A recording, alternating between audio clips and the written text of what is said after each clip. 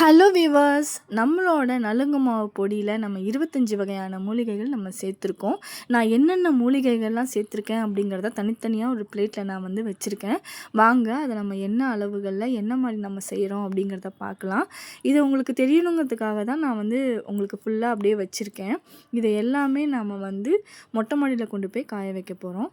பச்சைப்பயிறு, கடலைப்பருப்பு நம்ம வந்து 3 கிலோ எடுத்திருக்கோம். செம்பருத்தி பூ, ஆவாரம்பூ, மகிழம்பூ, பூலான்கிழங்கு, கோரக்கிழங்கு, கஸ்தூரி மஞ்சள், பச்சரிசி, வசம்பு, அதிமதுரம். இது என்னென்னு பார்த்தீங்கன்னா வெட்டி வேறு குட்டி குட்டியாக கட் பண்ணி வச்சுருக்கேன். நான் ஹெர்பல் பாத் பவுடருக்கு எப்போவுமே பன்னீர் ரோஸ் தான் வந்து எடுப்பேன். பன்னீர் ரோஸ்க்காகவே நான் ரொம்ப வெயிட் பண்ணுவேன். இந்த பன்னீர் ரோஸ் ரொம்ப நல்லா ஸ்மெல்லாக இருக்கும், ஸ்கின்னும் நல்லா க்ளோயிங்காக இருக்கும். பன்னீர் ரோஸ் வந்து நல்லா காஞ்சதுக்கப்புறமா நம்மளுக்கு வந்து ரொம்ப கம்மியாக கிடைக்கும். பாருங்கள், இது வந்து 2வது நாள்.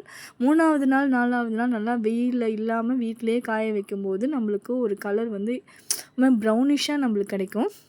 அந்த இது கூட நம்ம வந்து வேப்ப இலை, மறிக்கொழுந்து, இது எல்லாத்தையும் நம்ம வந்து சேர்த்து நல்லா 4 நாள் வரைக்கும் வெயிலில் காய வச்சு இப்போ நம்ம வந்து மிஷினில் கொடுத்து அரைக்கிறதுக்காக கொண்டு வந்திருக்கோம்.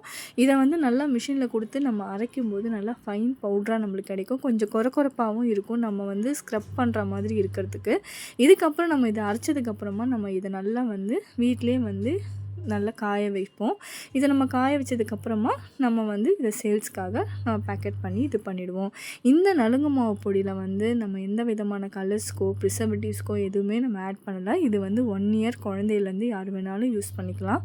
கேர்ள்ஸ் மட்டும்தான் யூஸ் பண்ண முடியும், பாய்ஸ் யூஸ் பண்ண முடியாது.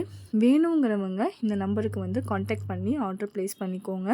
இதை வந்து இந்த நலுங்கு மாவு பொடியை டெய்லி யூஸ் பண்ண முடியாது அப்படின்னு சொல்கிறவங்க வந்து இதை வாரத்துக்கு ஒரு 2 நாள் வந்து ஃபேஸ் பேக் மாதிரியும் போட்டுக்கலாம். ஃபேஸ் பேக் மாதிரி போட்டு இதை வந்து நார்மல் வாட்டரால் நம்ம வாஷ் பண்ணும்போது நம்ம ஸ்கின் நல்லா க்ளோயிங்காக இருக்கும். அன்வான்ட் ஹேர்ஸ்லாம் போயிடும், தோல் சுருக்கம் இருக்காது, முகம் வந்து நல்லா பொலிவோடு இருக்கும்.